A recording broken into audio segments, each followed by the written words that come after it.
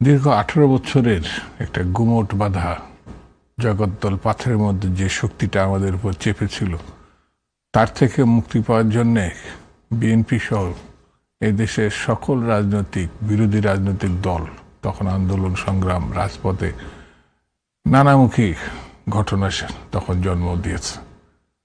কিন্তু সেই সময় এই দীর্ঘ আন্দোলন সংগ্রামের মধ্য দিয়ে সরকারকে ফেলা সম্ভব হয় নাই। পরে ছাত্র তরুণদের একটি তুমুল 36 দিনের লড়াই, যেখানে সমগ্র দেশবাসী তাদের পিছনে বা তাদের সঙ্গে ছিল, এবং শেখ হাসিনা 24 আগস্টে তার সরকারের পতন হয়। স্বাভাবিকভাবেই সারা দেশবাসী একটি উৎফুল্ল হয় এবং তাদের স্বপ্নের বাংলাদেশ গড়ার প্রত্যয়ে তারা একটা বিনয় সুতোর মালা গাঁথা শুরু করে।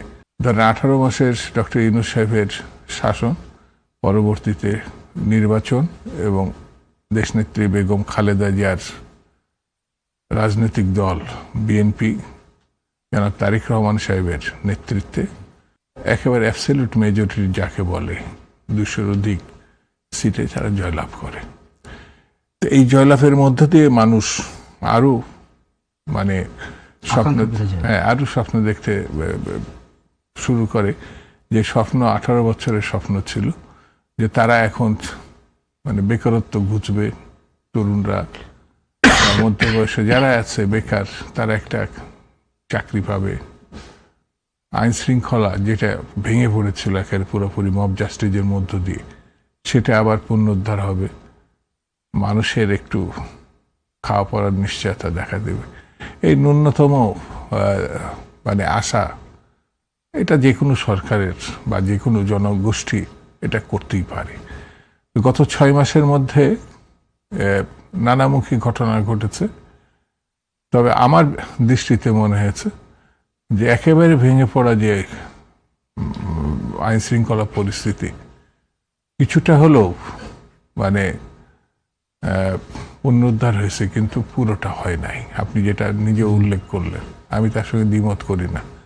তবে একটা সরকারের চেষ্টা এবং স্বরাষ্ট্রমন্ত্রী হিসাবে সালাউদ্দিন সাহেব নানামুখী চেষ্টা করছে, কিন্তু এই দেশে ধরেন আমি জানি না যে আমার সঙ্গে একমত হবেন, কিন্তু যেভাবে মাদক ছড়িয়ে পড়েছে, আমি যেই জায়গায় থাকি ঢাকা শহরে, সে আমার নিজের সামনে এটা মনে হয় ভয়ঙ্কর একটা পরিস্থিতির মধ্যে। যে দেশ ইয়াবা আসক্ত, জাতিগতভাবে মনে হচ্ছে, এই কয়দিন আগে একটা দৈনিক পত্রিকায় যেভাবে লেখা হয়েছে যে এই ইয়াবার মধ্যে যারা যে তরুণ সম্পৃক্ত হয়ে যায় তার মৃত্যু খুব দ্রুত সময়ের মধ্যে হয়। এখান থেকে কি ই করার কোনো ওয়ে আছে? না, অবশ্যই আপনাকে আছে এবং সেই পথটা বেছে নিতে হবে। সেই পথ হচ্ছে গণতন্ত্রপূর্ণ প্রতিষ্ঠার মধ্য দিয়ে একটি আইনের শাসন প্রতিষ্ঠা। আমরা আজকে সকালে একটা পত্রিকায় দেখেছিলাম যে পল্লবী থানার একজন এসআই 5130টা ইয়াবাসও গ্রেপ্তার হয়েছেন উত্তরা থেকে।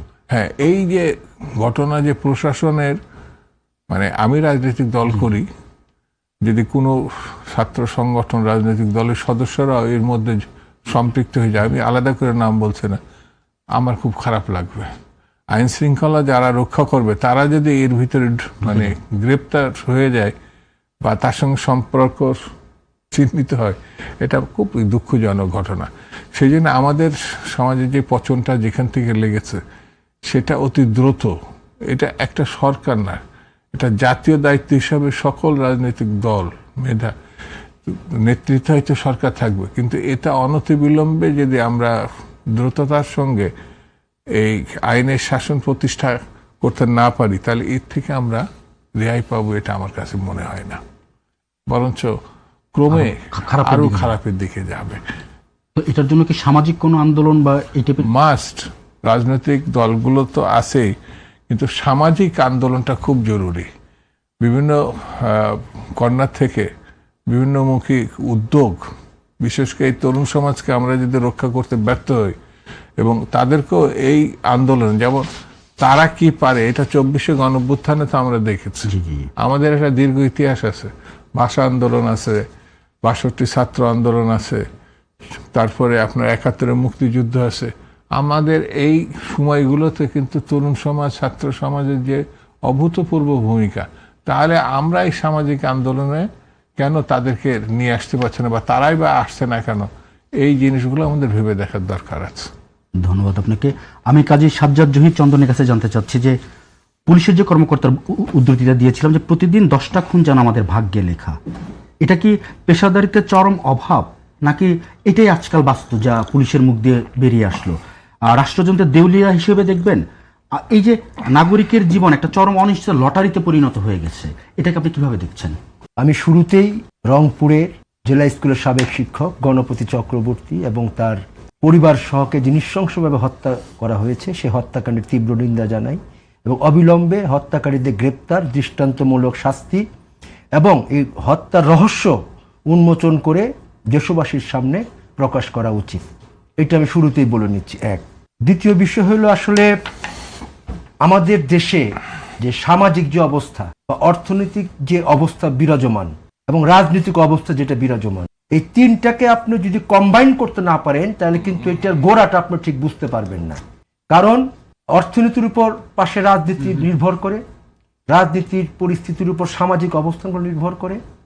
এই জায়গায় যদি ত্রুটি থাকে তাহলেই এই ধরনের পরিস্থিতির উদ্ভব হয়। বিএনপি সরকার গঠন করেছে, তারা বিপুল জনগণের সমর্থন নিয়ে সরকার এসেছে। স্বাভাবিক মানুষের আশাকাঙ্ক্ষা যে আইনের শাসন প্রতিষ্ঠিত হবে, আমরা বিগত আমলে যে খুন, ধর্ষণ যা কিছু দেখছি সেগুলার প্রতিকার পাবে মানুষ, এটাই স্বাভাবিক চাওয়া পাওয়া মানুষের। আমাদের দেশের মানুষের চাওয়া পাওয়া কিন্তু খুব বেশি না, একটু শান্তিতে থাকতে চায়, একটু মোটা ভাত মোটা কাপড় পরতে চায়, খাইতে চায়, থাকার একটা জায়গা চায়, খুব বেশি চাহিদা সাধারণ মানুষের। সেই জায়গাটাতে আজকে অবস্থা দাঁড়াইছে।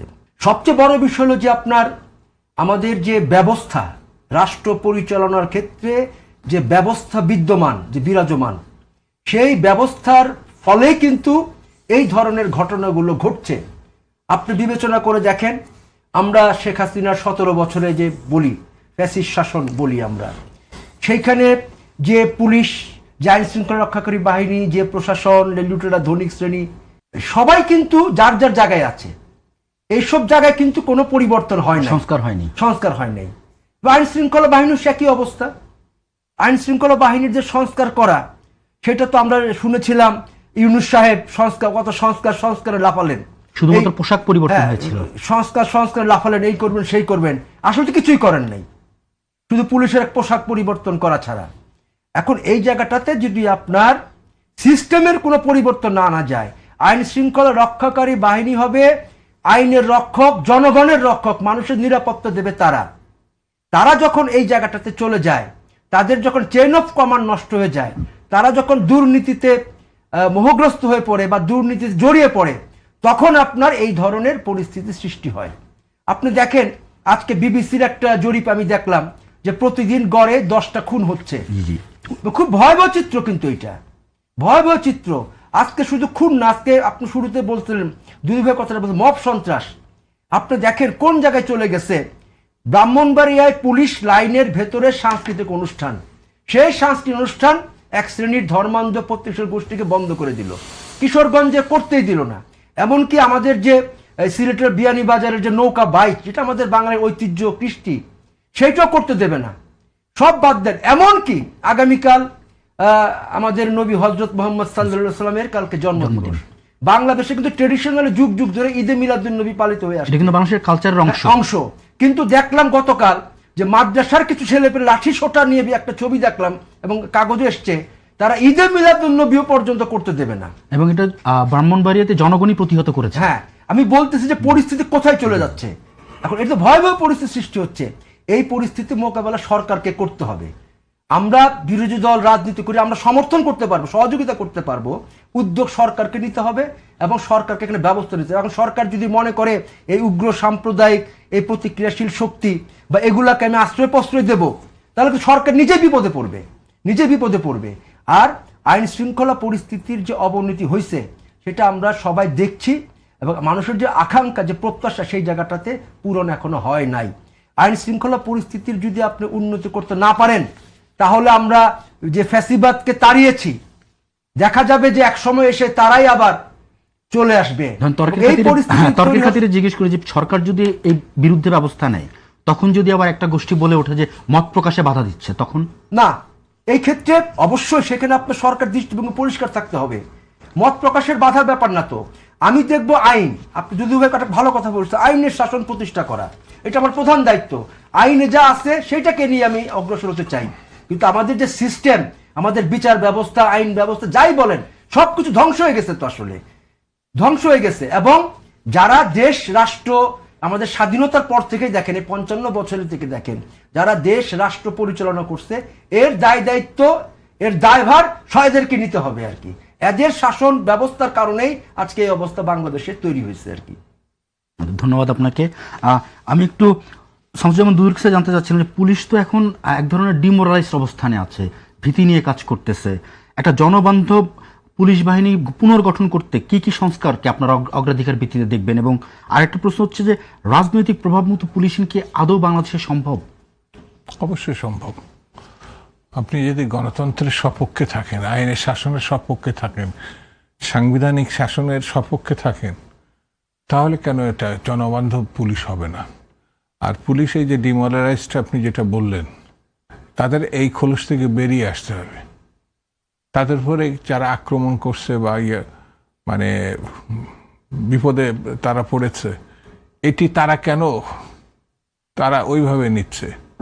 গণঅভ্যুত্থানের প্রেক্ষাপট রচনা বা ঠেকানোর সময় তারা যে অপকর্মগুলো করেছে সেটা ওই সময় না, 36 দিনে না, সুদীর্ঘ সময় পুলিশকে সে দায়িত্ব নিতে হবে।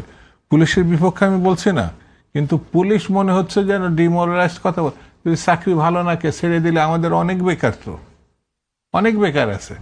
আমি মনে করি যে সরকারের এই জায়গায় বাস্তবতার মুখোমুখি হতো যে শুধু বিএনপি না, মানে হাজারে হাজার না, লাখে লাখে বেকার, 30-40 লাখ বেকার, শিক্ষিত বেকার।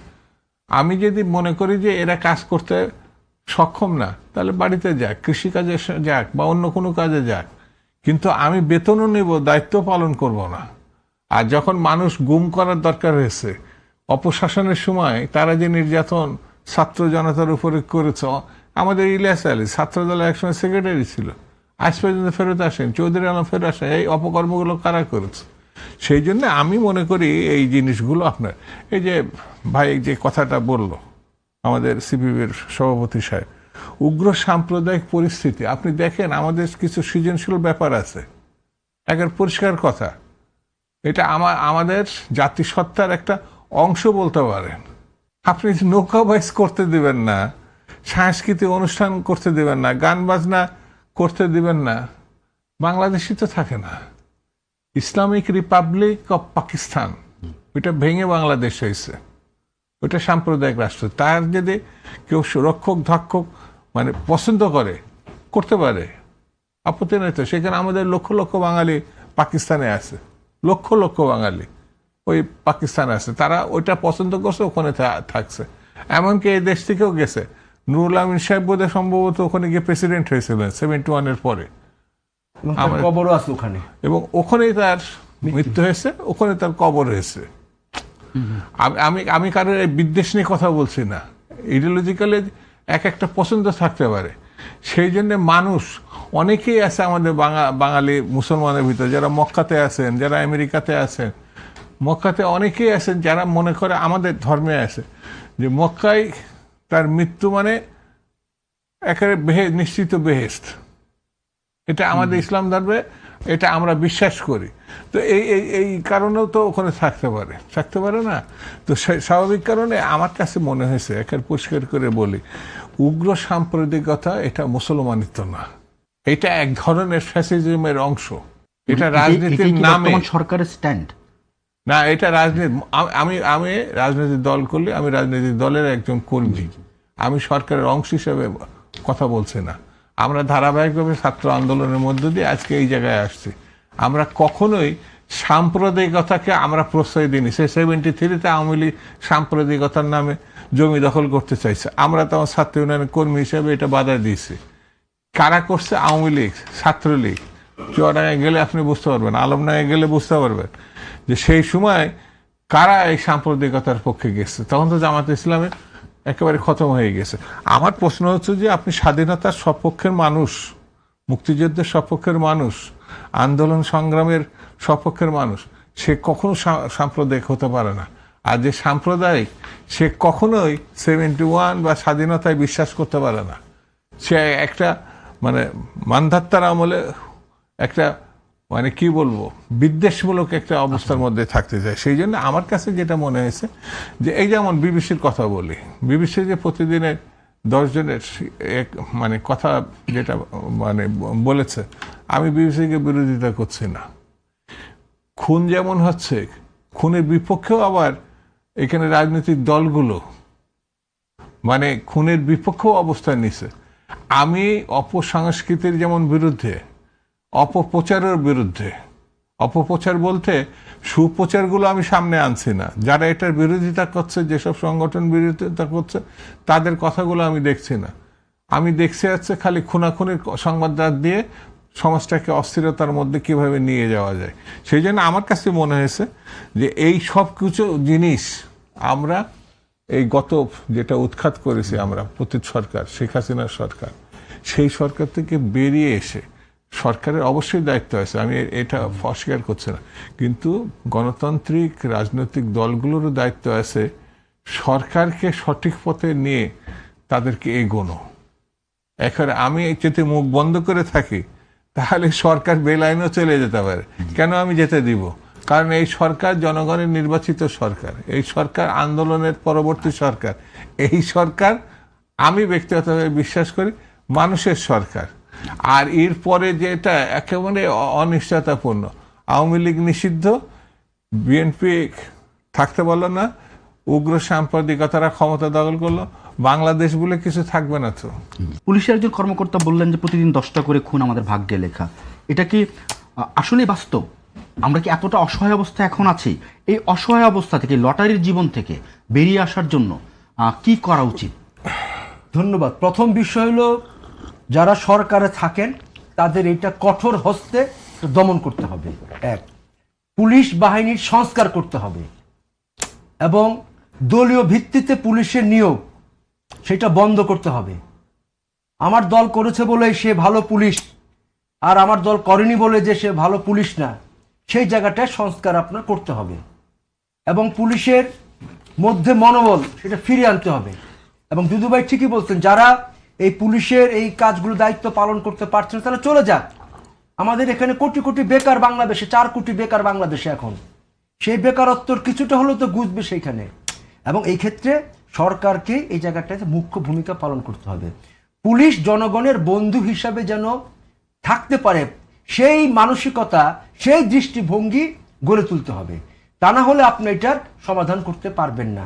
আর একটু আইনের শাসন যেটা আমরা বলতেছি, পুলিশ হোক আর যেই হোক, তার অপরাধ করলে তার শাস্তির ব্যবস্থাটা করতে হবে। আমাদের এখানে যে সে ব্রিটিশ আমল, পাকিস্তান আমলের যে পুলিশ লজ আছে কতগুলো, সে মান্দাত আমলের, সেগুলো আপনার বাতিল করে দিয়ে যুগোপযোগী করতে হবে পুলিশকে। তাইলে আপনার কিছুটা হলেও রক্ষা পাবেন। আর সামাজিক যে অস্থিরতা, সমাজ তো পচে গেছে, দুর্বৃত্তায়িত সমাজ হয়ে গেছে, রাজনীতিও দুর্বৃত্তায়িত হয়ে গেছে, অর্থনীতিও দুর্বৃত্তদের হাতে চলে গেছে। স্বাভাবিকভাবে এটার প্রভাব তো সমাজে পড়বেই। একটা সমাজে যখন পচন ধরে, একটা সমাজে যখন অবক্ষয়ের সৃষ্টি হয়, তখন কিন্তু এই ধরনের সকল জায়গায় এই প্রভাবটা পড়ে। সেটার থেকে আমাদের বাংলাদেশের প্রশাসন বলে, আইন শৃঙ্খলা রক্ষাকারী বাহিনী বলেন, যাই বলেন, এখান থেকে কেউ মুক্ত না। ওইটা একটা বেসিক প্রশ্ন এই জায়গাটাতে। এই কারণে আমরা বলার চেষ্টা করতেছি সেটা হলো এই যে আপনার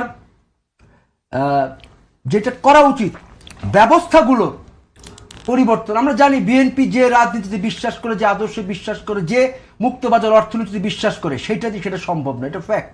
এটা আওয়ামী লীগের আমরা দেখছি, তারা যে অর্থনীতিতে বিশ্বাস করে, মুক্তবাজার অর্থনীতি বলে, ফ্রি মার্কেট ইকোনমি যেটা আমরা বলি, পৃথিবীর অনেক দেশে ফ্রি মার্কেট ইকোনমি আছে, সেখানে কিছু নীতি নৈতিকতা আছে। আমাদের দেশে ফ্রি মার্কেট ইকোনমির নামে এখানে লুটেরা ধনিক শ্রেণীর তাদের শাসন শোষণ এখানে প্রতিষ্ঠিত হয়েছে, তাদের প্রভাব বলয় এখানে বাড়ছে। স্বাভাবিকভাবেই তারা তাদের স্বার্থে সমাজকে অস্থির করা, রাষ্ট্রকে অস্থির করা, রাজনীতিকে দুর্বৃত্তায়িত করা এবং বিরাজনীতিকীকরণ, মানুষকে রাজনীতি থেকে সরায় দেওয়া, এই যে চক্রান্ত দীর্ঘদিনের, সেগুলো কিন্তু চলছে এবং তার ফলেই বাংলাদেশের এই অবস্থাগুলো তৈরি হচ্ছে। এই ক্ষেত্রে বের হওয়ার জন্য আমাদের সরকার, আমাদের রাষ্ট্র, তাকেই ব্যবস্থা গ্রহণ করতে হবে এবং মানুষের যাতে কল্যাণ হয়, মঙ্গল হয়। কারণ আজকে বিএনপি সরকার 6 মাস, 5 বছর, 4 বছর বা 5 বছর যদি তাকে থাকতে হয়, 6 মাসে যদি তাকে তো এটা ট্যাকেল করতে হবে। তাকে ট্যাকেল না করলে তার জন্য তো বিপদ ডেকে আনতেছে সে, এবং আসলে বিপদ ডেকে আনতেছে, এবং এই কঠোর হস্তে সেগুলোকে দমন করতে হবে। আর দৃষ্টিভঙ্গিগতভাবে কতটুকু পারবে না পারবে জানি না। আমরা জানি শ্রেণী দৃষ্টিভঙ্গিতে যদি বিশ্লেষণ করি, আপনারা আওয়ামী লীগ বলেন, বিএনপি বলেন, যাই বলেন, জামাত বলেন, জাতীয় পার্টি, একটা একই শ্রেণীর প্রতিনিধিত্ব তারা করে, কিন্তু তার মধ্যেও কিছু নীতি নৈতিকতার বিষয় থাকে। সেই বিষয়গুলোকে যদি নিয়ে আগাইতে পারে, কিছুটা সমাজ থেকে দুর্নীতি, সমাজ থেকে আপনার এই আইন শৃঙ্খলা অবনতি শেষ হয়ে যাবে না, সহনীয় আমরা চাই পুরোটাই হোক, পুরোটা অন্তত সহনীয় পর্যায়ে নিয়ে আসতে পারে কিনা সেই চেষ্টা সরকারকে গ্রহণ করতে হবে। জি, আপনাকে ধন্যবাদ। আমি শামসুল আহমদ দুদুর কাছে জানতে চাচ্ছিলাম যে গতকালকে একটা ঘটনা ঘটেছে, নীলফামারীতে সার না পেয়ে গুদাম লুটের ঘটনা, অথচ উপদেষ্টা জাহেদুর রহমান বলছেন সারের পর্যাপ্ত মজুদ আছে। মাঠের এই হাহাকার আর উপদেষ্টার সব ঠিক আছে, এটা কি অনেকটাই আওয়ামী লীগের আমলের আমলাতান্ত্রিক ইয়ের মতো হয়ে গেল না, বক্তব্যের মতো হয়ে গেল না? না, আমার কাছে যেটা মনে হয়েছে সেটা আপনাকে বলি, যে সার যখন লুট হচ্ছে তার মানে সার আছে, মানে সার না পাওয়ার জন্যই লুটটা হয়েছে।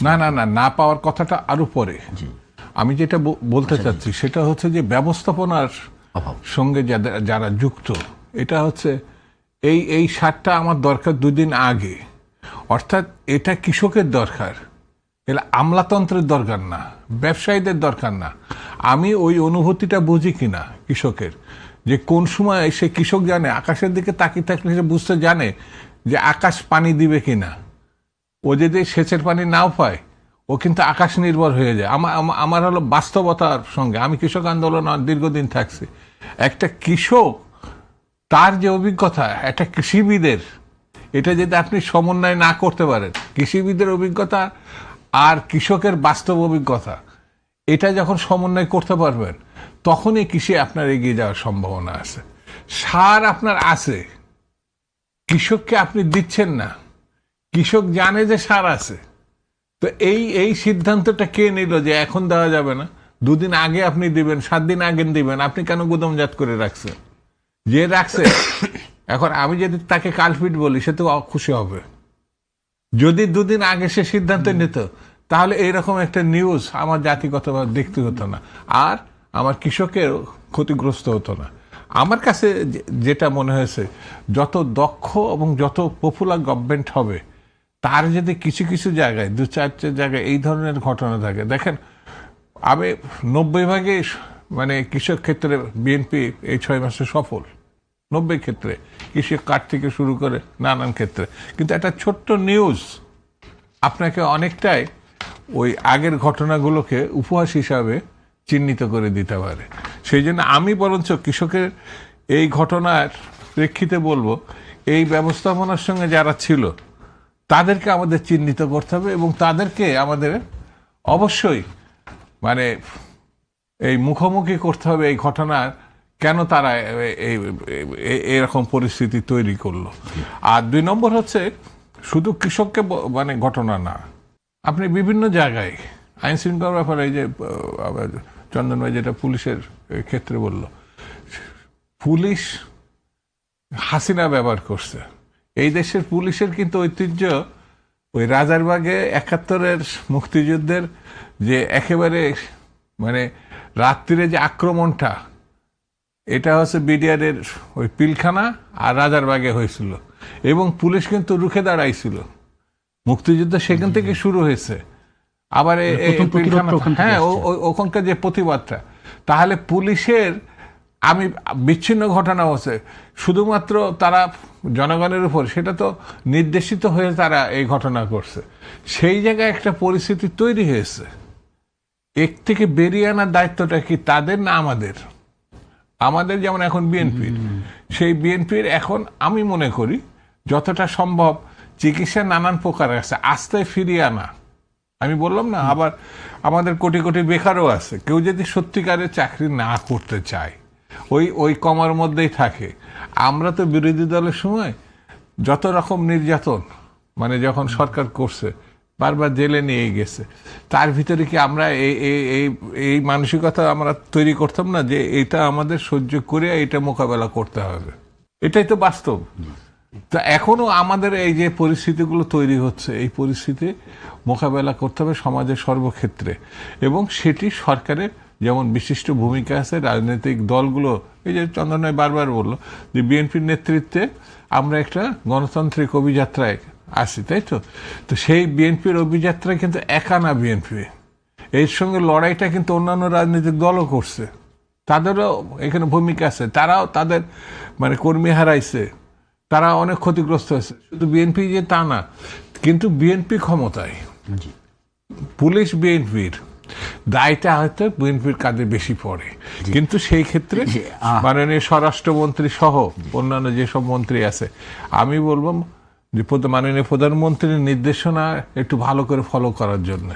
তিনি একটা সাধারণ জীবনযাপনের মধ্য দিয়ে মানুষের স্বার্থ উদ্ধারের দিকে যেতে চাচ্ছেন, কিন্তু মন্ত্রী পরিষদের অনেক মাননীয় সদস্য ওইটা পাচ্ছেন কিনা সেটা নিয়ে এখন প্রশ্ন উঠছে। যে আপনাদের দুজনের জন্য আমার একটা প্রশ্ন আছে। আমি প্রথমে প্রশ্নটা কাজী সাজ্জাদ জহির চন্দনকে করতে চাচ্ছি। সেটা হচ্ছে যে টিআইবি বলছে পররাষ্ট্র প্রতিমন্ত্রী হুমায়ুন কবিরের দ্বৈত নাগরিকত্ব বহাল থাকা অবস্থায় টেকনোক্রেট কোটায় তার নিয়োগ অসাংবিধানিক। একই সাথে সাংবাদিকদের প্রশ্নে তার শুট দ্য মেসেঞ্জার সুলভ আচরণ, এটা কি মুক্ত গণমাধ্যম বা সুশাসনের জন্য অন্তরায় নয়? এই নিয়োগ নিয়ে আপনাদের মতামতটা জানতে চাচ্ছিলাম। প্রথমে আপনি প্রথমত হলো দ্বৈত নাগরিক, টিআইবি যেটা সেটা ঠিক আমরা মনে করি, এক। দ্বিতীয়ত হলো উনার যে অ্যাগ্রেসিভ অ্যাটিটিউড, সেটা উনি একজন সম্মানীয় ব্যক্তিত্ব, যেহেতু সরকার তাকে পররাষ্ট্র প্রতিমন্ত্রী তাকে বানাইছে, তাই না? তার অ্যাটিটিউডটা হইতে হবে সফট লিবারেল, এবং যা সত্য সেটা তাকে বলতে হবে। কিন্তু এটা আমরা দেখছি যে অনেকেই মেজাজ হারিয়ে ফেলেন দায়িত্বশীল পদ থেকে, সেটা দায়িত্বের সাথে যায় না।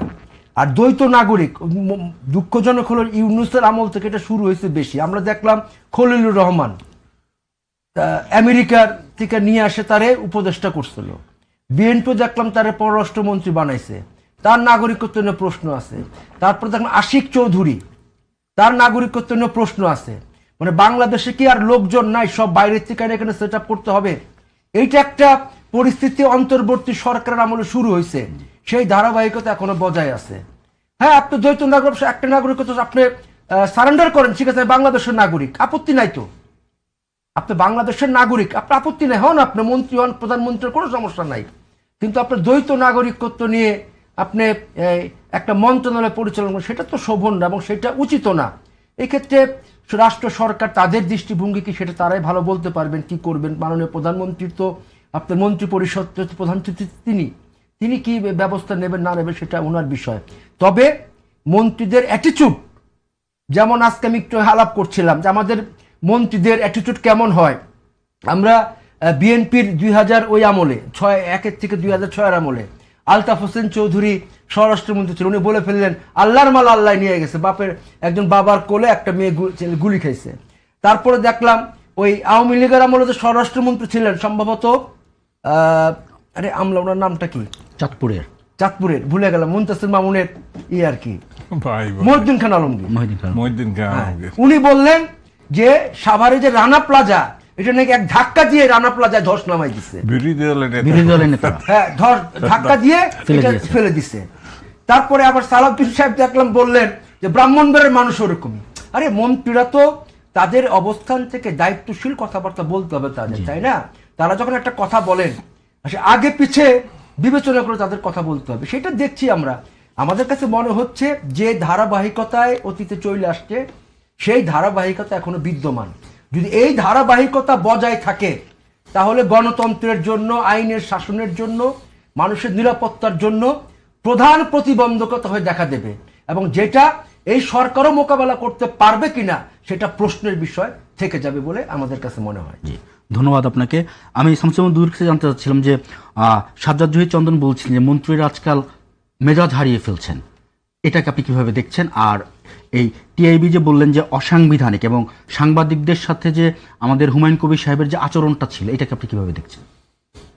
অনেকে মেজাজি মানুষ হয়, বুঝছেন, তবে মেজাজটা যারা নিয়ন্ত্রণে রাখতে পারে তারাই মানুষের কাছে শ্রদ্ধার পাত্র হিসাবে পরিগণিত হয়। মেজাজ কারণ নাই এমন না। আমাদের অনেক বরেণ্য শিক্ষক আমরা দেখেছি যে যখন রুমে যেতাম তারা যে ভাষা বকা দিত, আমরা পলিটিক্স করতাম তো একটু ফাঁকি টাকে দিতাম, ক্লাসে দেখে নাই, স্যাররা ভালোবাসতেন।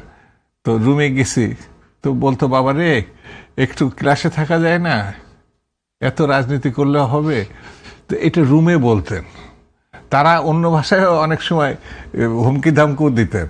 তো আমরা জানি যে তারা আমাদের স্নেহ করেন, ভালোবাসেন, তারা আমাদের ভালো চান, ঠিক না? তো আমাদের শিক্ষক, তো তাদের কথাটা আমরা বাইরে কিন্তু কখনো এরকম মেজাজ ওনারা কখনো দেবে না। অনেকের বললে হয়তো বিশ্বাসও করবে না। তো তেমনি কিছু কিছু মানুষ আছে মেজাজটা ঘরেও দেখায় বাইরেও দেখায়, সে রাজনীতিবিদ, আমলা বা অন্যান্য, তারাই তাদের মানে জনপ্রিয়তা একটা নিজেরাই এটা প্রশ্নের মুখে নিয়ে ফেলে দেয়, এটা আমার কাছে মনে হয়। তো এইসব ক্ষেত্রে যারা নিজেকে সংবরণ করতে পারেন, আবেগকে কন্ট্রোল করতে পারেন, তারা অনেক ক্ষেত্রে মানে মানে বরেণ্য ব্যক্তি হিসাবেই সমাজে চিহ্নিত হন। তো যে ঘটনা আমরা মানে মুখোমুখি মানে সাংবাদিক এবং মাননীয় মন্ত্রী, মানে যে বয়সের মন্ত্রী, এটা তো আল্লাহর দান। এরকম সম্মানিত সবাই হতে পারে না, সবাই তার মন্ত্রী হতে পারে না। অনেকে সারা জীবন রাজনীতি করে এমপিও হতে পারে না, কিন্তু সে তো এমপি বা মন্ত্রী হয় নাই বলে সে রাজনীতিবিদ হয়নি এমন তো না, রাজনীতিবিদও হয়েছে। তো এখন উনি যেভাবে সাংবাদিকদের মুখোমুখি হয়েছেন, আমি এটা নিউজটা পড়েছি, ওইভাবে না হলেও পারত।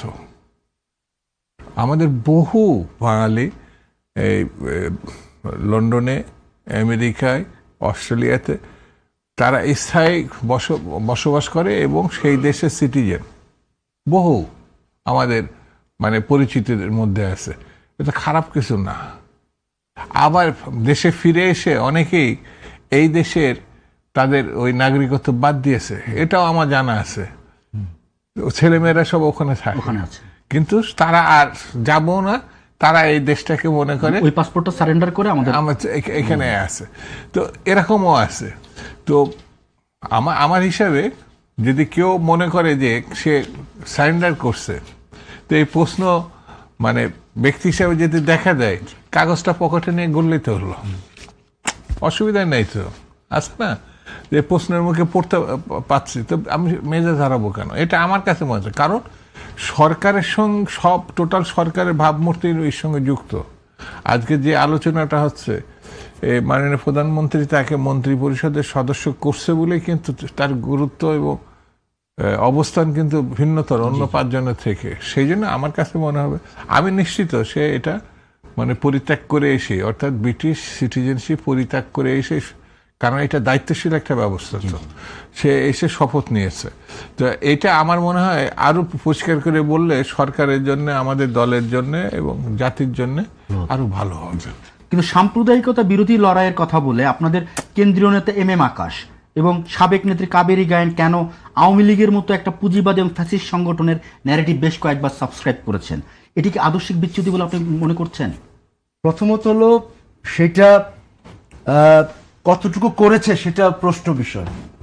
এখন এইখানে আমাদের পার্টি, আমাদের একটা রাজনীতি আছে। আপনাকে শুধু একটু রেফারেন্স দিয়ে রাখি, সেটা হচ্ছে যে তন্নি, যে মেয়েটাকে প্রথম 16 তারিখে ঢাকা ইউনিভার্সিটিতে মারা হয়েছিল, কাবেরী গায়েন বলছিলেন যে ওই মেয়েটিকে মারা হয়নি, মেয়েটার মুখ থেকে কোনো রক্ত বেরোয়নি, মেয়েটা সস মেখে ছবি তুলেছে।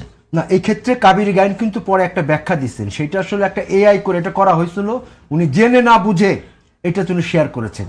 উনি বিষয়টা জানতেন না, উনি যে ব্যাখ্যা দিয়েছেন, এবং যেহেতু উনি বলেছেন উনি সেটা জানতেন না, সেই কারণে তারপরে আর এটা কিছু বলার থাকে না। আর আমাদের কমিউনিস্ট পার্টি, আমাদের একটা রাজনীতি আছে, আমাদের একটা রাজনৈতিক লাইন আছে। আমাদের রাজনৈতিক লাইন অনুযায়ী আমরা পরিচালিত হই, এবং আমাদের রাজনৈতিক লাইনটা ঠিক হয় আমাদের পার্টির সর্বোচ্চ ফোরাম কংগ্রেসের ভেতর দিয়ে, যেখানে সারা দেশের ডেলিগেটসরা আসেন, তারাই রাজনৈতিক লাইনটা ঠিক করে দেন। যেমন আমাদের এখন একটা রাজনৈতিক লাইন হইল যে বাংলাদেশে বাম গণতান্ত্রিক সরকার প্রতিষ্ঠা করো এবং নয়া যুক্ত ফ্রন্ট গঠন করো। আমরা কেন বলছি? আমরা বলছি যে কমিউনিস্ট পার্টির পক্ষে একা সম্ভব না, বাংলাদেশে তো বাম কমিউনিস্ট, প্রগতিশীল, গণতান্ত্রিক, দেশপ্রেমী শক্তি যারা আছে, যারা মুক্তিযুদ্ধকে মানে, সেই শক্তি, ব্যক্তি, প্রান্তিক জনগোষ্ঠী, পেশাজীবী সংগঠন, আদিবাসী সবাইকে নিয়ে একটা যুক্ত ফ্রন্ট করার ভেতর দিয়েই বাংলাদেশের রাষ্ট্র ক্ষমতাকে চ্যালেঞ্জ করা, এবং সেইটা যদি আমরা করতে পারি, আমরা সেই লাইনে আমরা অগ্রসর হচ্ছি। এবং নিশ্চয়ই সমাজতন্ত্র, সাম্যবাদ আমাদের লক্ষ্য, আমাদের আছে, সেটা থাকবে আমাদের। আমরা মনে করি সেই ভিত্তিতে আমরা অগ্রসর, কিন্তু সেখানে যাওয়ার আগে এই বিষয়গুলো আমরা করতে চাই এবং রাষ্ট্রীয় ক্ষমতাকে আমরা চ্যালেঞ্জ করতে চাই। সেই প্রচেষ্টা আমরা অব্যাহত রাখছি, এবং আমরা মনে করি আমাদের রাজনীতির যে ধারা, সেই রাজনীতির ধারার মধ্যেই আমরা সবাই থাকার চেষ্টা করি, এবং ভবিষ্যতে আমরা সেই রাজনৈতিক ধারার মধ্যেই থাকারই আমরা চেষ্টা করব।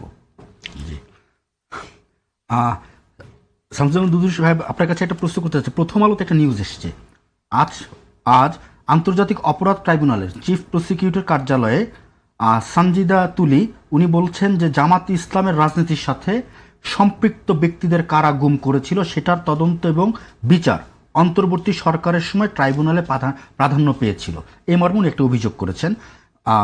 উনি বলছেন যে গুমের শিকার ব্যক্তিদের স্বজনদের সংগঠন মায়ের ডাকের অভিযোগটা হচ্ছে জামাত ইসলামের বাইরে যারা আওয়ামী লীগ সরকার আমলে গুমের শিকার হয়েছিলেন অন্তর্বর্তী সরকারের সময় সেই তদন্ত এবং বিচার প্রাধান্য পায়নি। তো এই বিষয়টা নিয়ে কথা বলতে চাচ্ছিলাম যে বিএনপি সরকার, কারণ আমরা যতটুকু জানি বিএনপিতে সবচেয়ে বেশি গুম খুন হয়েছিল বিএনপির নেতাকর্মীরা, আপনারা এই গুমের শিকার এবং গুমের সাথে জড়িত যে ব্যক্তিগুলো আছে এদের বিচারের জন্য কি করবেন? না, আইনগতভাবে যে ভাবে আদালত পরিচালিত হয়, আইনের দৃষ্টিভঙ্গি নিয়ে সেইভাবে বিচার হবে। তবে অতীতে যেভাবে আন্তর্জাতিক ট্রাইব্যুনাল যে পদ্ধতিতে বিচার করছে, পদ্ধতি যাই থাক, আদালত কিন্তু ওই নামেই আছে। সেখানে তুলি যে কথাটা বলেছে, তার নিজের আপন ভাই গুম হয়েছে এবং তার যে বেদনা, যে কষ্ট, সে একসময় দাঁড়িয়ে দাঁড়িয়ে ঘুরছে, কিন্তু সে বিচার পায় নাই। তো স্বাভাবিক কারণে এর আগে আন্তর্জাতিক ট্রাইব্যুনাল অন্তর্বর্তীকালীন সরকারের সময় এটি একটা বিশেষ রাজনৈতিক দলের নিয়ন্ত্রণাধীন ছিল। যেমন ধরেন একটু বলি যে সানজিদা ইসলামের উদ্দেশ্যে চিফ প্রসিকিউটর আমিনুল ইসলাম বলেছেন যে মীর আহমেদ বিন কাসেম, আবদুল্লাহ হিল আমান আজমি এরকম কয়েকটি গুমের বিচার চলছে, কাকতালীয় ভাবে হোক আর যেভাবেই হোক তারা হয়তো একটি দলের অনুসারী। তার মানে এই নয় যে বিএনপির যারা ভুক্তভোগী হয়েছেন তাদের বিচারটা হবে না, বিষয়টিকে তারা দলীয়ভাবে দেখতে চান না। না, ধরেন কাসেম সাহেব থেকে শুরু করে আগে আমার কাছে যারাই অপহৃত হয়েছেন, গুম হয়েছেন বা ক্ষতিগ্রস্ত হয়েছেন, সে যে দলেরই হোক না কেন, যদি আইন বহির্ভূতভাবে এটা হয়ে থাকে, আমার দৃষ্টিতে সেটাই বিচার সঠিকভাবে হওয়া উচিত। আর বিএনপি বা অন্যান্য রাজনৈতিক দল যারা বাদ পড়ছে, এটা হয়তো রাজনৈতিক দৃষ্টিভঙ্গি নিয়েই করা হয়েছিল সেই সময়। তো এখন সেটি সংশোধনপূর্বক গুমকে গুম, সন্ত্রাসকে সন্ত্রাস, হত্যাকে হত্যা এইভাবে গ্রহণ করে, হ্যাঁ, যারা এই ট্রাইব্যুনালের বিচারক অথবা আইন সহযোগী কিছু কিছু রাজনৈতিক পরিচয় অতীতে থাকতে পারে, কিন্তু ওই আইন অঙ্গনে যখন তারা পা দিবে, আমি মনে করি ব্যক্তিগতভাবে আইনের দৃষ্টিতেই সেটি তাদের মোকাবেলা করা উচিত, সেটি রাজনৈতিকভাবে না। আর যারা ক্ষতিগ্রস্ত হয়েছে তারা তো স্বাভাবিক কারণেই বিচার প্রত্যাশা করবে এবং সেই বিচার সফলভাবে শেষ হোক এটাও তারা প্রত্যাশা করবে। আর তাদের আবেগে যদি কেউ কষ্ট পেয়ে থাকে বা মন্তব্যে কষ্ট পেয়ে, এটা কিন্তু আমার কাছে খুব বড় বিষয় না। সে তার স্বজনকে হারাইছে, ভাই অথবা স্বামী অথবা পিতাকে সে হারাইছে, তো সে তার কষ্টটা তো সেইভাবে দেখতে হবে আমার বিবেচনায়। আর আমাদের এইটা দগদগে ঘায়ের মতো থাকে যে যখন যে সরকার আসে সেটা রাজনৈতিক দৃষ্টিভঙ্গি নিয়ে সেটা মোকাবেলা করে বা দেখতে চায়, এটা আমার মনে ঠিক না, দেখা উচিত না। ধন্যবাদ আপনাকে। আমি কাজী সাজ্জাদ জহির চন্দনের কাছে যেতে চাচ্ছিলাম যে আপনার কি মনে হয় যে বিএনপি কি পুরনো বাংলাদেশ চালাচ্ছে নাকি কোনো নতুন বাংলাদেশ তৈরি করছে? এখনো পর্যন্ত পুরনো ধারায় আছে। অতীতের সরকারগুলোর যে ধারাবাহিকতা, সেই ধারাবাহিকতা এখনো বজায় আছে। আমরা আশা করব সেখান থেকে বিএনপি সরকার বেরিয়ে আসবে, এটা আমাদের প্রত্যাশা। কিন্তু এখনো পর্যন্ত সেই ধারাবাহিকতায় আছে এবং সেইভাবে রাষ্ট্র দেশ পরিচালিত হচ্ছে। আপনি একটা ছোট্ট বিষয় না বলে আমি পারছি না, যে আপনার ইউনূস সাহেবের আমলে নির্বাচনের 3 দিন আগে আমেরিকার সাথে একটা বাণিজ্য চুক্তি করলো, যে বাণিজ্য চুক্তির ফলে বাংলাদেশটাকে আমেরিকার একটা দাসত্বের রাষ্ট্রে পরিণত করে দিছে। এবং আমরা শুনলাম সেই চুক্তির সময় নাকি বিএনপি, জামাত সবাই, এনসিপি সবাই সাই দিছে। তাই বুঝলাম পরবর্তীতে বিএনপি সরকার ক্ষমতায় আসলো, এখনো পর্যন্ত এই বিষয় নিয়ে পার্লামেন্টে কোনো আলোচনা এটা অনুষ্ঠিত হলো না। বাণিজ্য চুক্তিতে আমাদের কি ক্ষতি হচ্ছে সেটা জনগণের সামনে স্পষ্ট করা দরকার। কিন্তু আমরা দেখছি অতীতের সরকারগুলো যেমন কোনো কোনো দেশের উপর নির্ভরশীল থাকার চেষ্টা করেছে নিজের ক্ষমতাকে টিকে রাখার জন্য, বিএনপিও কিন্তু সেই ধারায় অগ্রসর হচ্ছে। কিন্তু বিএনপির একটা বোঝা উচিত যে তারা বিপুল জনগণের সমর্থন নিয়ে তারা রাষ্ট্র ক্ষমতায় এসে সরকার তারা গঠন করেছে। নিশ্চয়ই এই জায়গাটাতে তাদেরকে সুস্পষ্ট ব্যাখ্যা দিতে হবে। আরেকটা বিষয় হলো, ছোট্ট বিষয়, সেটা হলো যে আমরা দেখলাম বিএনপি তার ইশতেহারে বলেছে 1 লক্ষ কর্মসংস্থান করবে। 1 লক্ষ না 1 কোটি, সম্ভবত সংখ্যাটা নেই, কর্মসংস্থান করবে, 1 লক্ষ করবে এই বছরে। কিন্তু মজার ব্যাপার হলো আমরা দেখছি যে এই গত 6 মাসে হাজার হাজার শ্রমিক কিন্তু চাকরিচ্যুত হয়ে গেছে, কারখানা কিন্তু বন্ধ হয়ে যাচ্ছে, বিশেষ করে বিদ্যুৎ, গ্যাস, পানির অভাব যেটা আমরা এখন ফিল করছি। এবং কালকে দেখলাম যে বিজিএমইর সভাপতি, সম্ভবত নাকি বিকেএমইর সভাপতি, উনি বলছেন আমি তো কারখানা বন্ধ করে দিচ্ছি কারণ আমার গ্যাস নাই, বিদ্যুৎ নাই, আমার কারখানা চলবে না। বন্ধ করার ভেতর দিয়ে কিন্তু বেকারত্ব বাড়ছে। এই জায়গাটা একটা ভূমিকা নিতে হবে। আরেকটা হলো যে আপনার আমরা দেখছি যে 45টা রাষ্ট্রায়ত্ত কারখানা, 45টা রাষ্ট্রায়ত্ত কারখানা সরকারি যেগুলো চালু বা বন্ধ, সেই কারখানাগুলো ব্যক্তি মালিকানায় দিয়ে দেওয়া হচ্ছে। একটু সংক্ষেপ করতে হবে। হ্যাঁ, ব্যক্তি মালিকানায় দিয়ে দেওয়া হচ্ছে। এবং ব্যক্তি মালিকানায় দেওয়ার ফলে যেটা হবে, সেখানে কারখানা হবে না, ওই যে কারখানার যে জমি জমা আছে, দুর্বি ভালো জানেন, খুলনা অঞ্চলে একটা শিল্প এলাকা বা একটা জুট মিলের যে পরিমাণ হাজার হাজার একর জমি আছে, যারা নেবে অতীতে আমরা দেখছি সেই লুটেরা ধনিক শ্রেণী, তারা সেখানে আবাসন কিংবা প্লট করে সেগুলো বিক্রি করে তারা করবে। কারখানা কোনো এই পর্যন্ত সরকারের কোনো বিষয় নিয়ে বেসরকারিতে দেওয়ার ফলে কোনো কারখানা অগ্রসর হতে পারে নাই।